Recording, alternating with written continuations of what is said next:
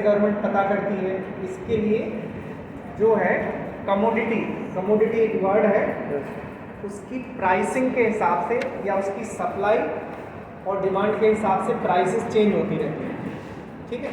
तो उसी के हिसाब से महंगाई गवर्नमेंट डिसाइड करती है।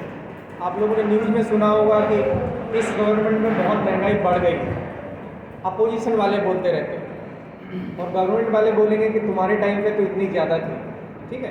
तो आम आदमी को वो चीज़ समझ में नहीं आती कि महंगाई कैसे बोल रहा है। टमाटर या आलू के रेट से महंगाई अकेली डिसाइड नहीं होती है ना।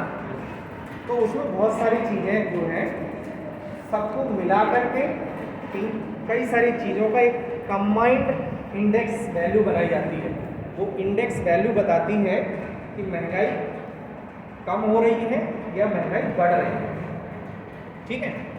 तो इस पे इंडेक्स नंबर एक टर्म होगा। इंडेक्स जो महंगाई के लिए डिसाइड होते हैं उसके लिए इंडेक्स नंबर्स एक टर्म है जिससे डिसाइड करती है गवर्नमेंट कि इंडेक्स नंबर में बढ़ा हुआ मिल रहा है, मतलब महंगाई बढ़ रही है या कम हो रहा है। इसकी हर एक 6 महीने पे गवर्नमेंट एक मॉनिटर पॉलिसी बना करके उसको मॉनिटर करती है, हर एक 6 महीने, ठीक है। 6 महीने पे वो महंगाई को एनालाइज करती है और फिर अगर बढ़ी हुई होती है तो उस पर जो गवर्नमेंट के एम्प्लॉय हैं उस पर कुछ आप कहते हैं कि इंसेंटिव्स बढ़ाती है। गवर्नमेंट एम्प्लॉय जो है इनको हर 6 महीने पे आप कहते हो कि कुछ इनकी इनकम में गेन होता है, ठीक है, डिपेंडिंग ऑन जैसी महंगाई बढ़ रही है। किसी 6 मंथ में आप देखेंगे कि ज़्यादा महंगाई बढ़ी तो उनका इंसेंटिव है उस प्रोपोर्शन में बढ़ता है, ठीक है। तो ये 6 महीने पे ये इस तरीके का रिव्यू होता रहता है। अब इसके साथ और भी चीज़ें इसमें जो भी सिलेबस में लिखी हुई हैं, मेनली तो हमने जो डिस्कस किया है इसके बारे में एटलीस्ट आपको लगभग सारे हमने इसमें डिस्कस कर दिए हैं, ये आपको पढ़ना है, ठीक है। एक्सप्लेन करने वाली कोई बहुत ज़्यादा चीज़ इसमें है नहीं, तो आप इसको कहीं से भी पढ़ लीजिए और पढ़ने के बाद फिर आप इस पर असाइनमेंट जिन लोगों को बनाना है वो हैंड रिटन ही होगा, टाइप नहीं, कहीं से कॉपी कर दिए और रख दिए और दे दिए, वो सब नहीं, सभी को हैंड रिटन ही देना, ठीक है। क्योंकि इसका मटेरियल आपको वेबसाइट पे या कहीं पे डायरेक्ट भी मिल जाए, लेकिन पढ़ आप वहाँ से लीजिए, पढ़ने के बाद आप अपनी राइटिंग में उसको लिखिए, ठीक।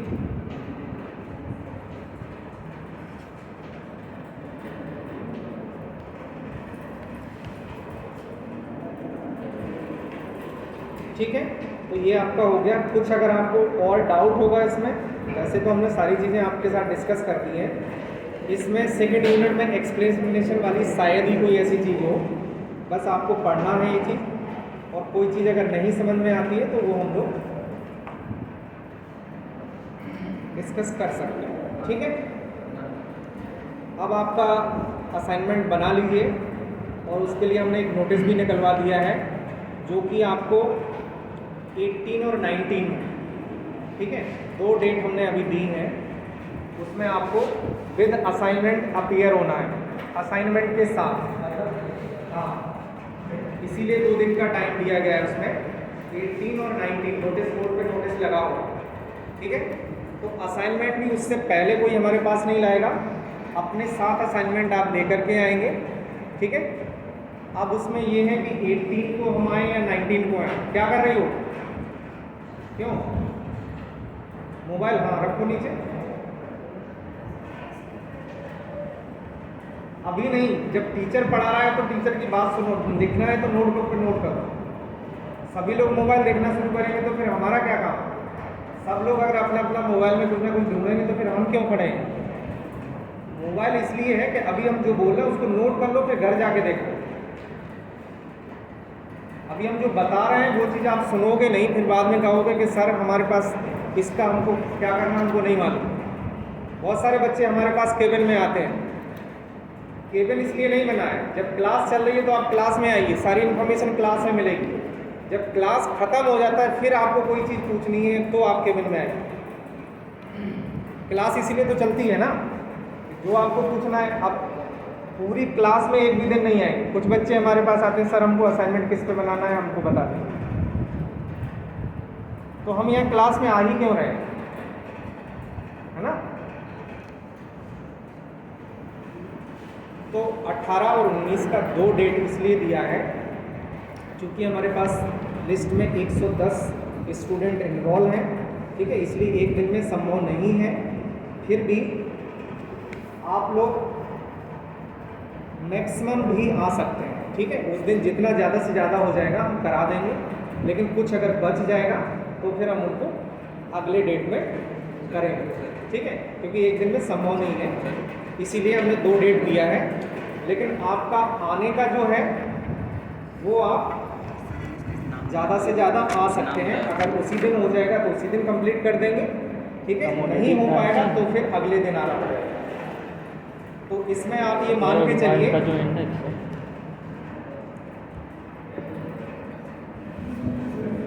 कोई डाउट है आपको इसमें, कुछ पूछना है या हम खुद ही बताएं, बोलो। मतलब ऐसा नहीं है, इसमें हमने डिवीजन नहीं किया है कि ये स्टूडेंट इस दिन आएंगे, ये स्टूडेंट इस दिन आएंगे, ठीक है। शुरुआत रोल नंबर 1 से ही होगी, तो आप उस हिसाब से तैयार होकर के आ जाइए, ठीक है। लेकिन जो लास्ट के स्टूडेंट हैं उनका अगर एक दिन में नहीं हो पाएगा तो अगले दिन आना पड़ेगा, ठीक है। टाइम नोटिस में सब लिखा हुआ है, वैसे यही टाइम रखा है जो क्लास का टाइम, ताकि किसी और का कोई क्लास मिस ना हो, ठीक है। 18 और 19, तो 18 वेडनेसडे थर्सडे पड़ेगा, तो थर्सडे तो हमारी क्लास शेड्यूल भी है, तो उसमें तो कोई इशू है नहीं, ठीक है। और अगर फ्राइडे में कुछ लोग रह जाएंगे तो उनका हम फ्राइडे में कराएंगे, ठीक है।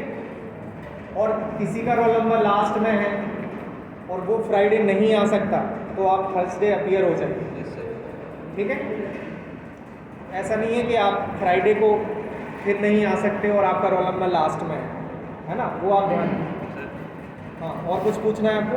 नाम बताया था इसका एक आप। किसका?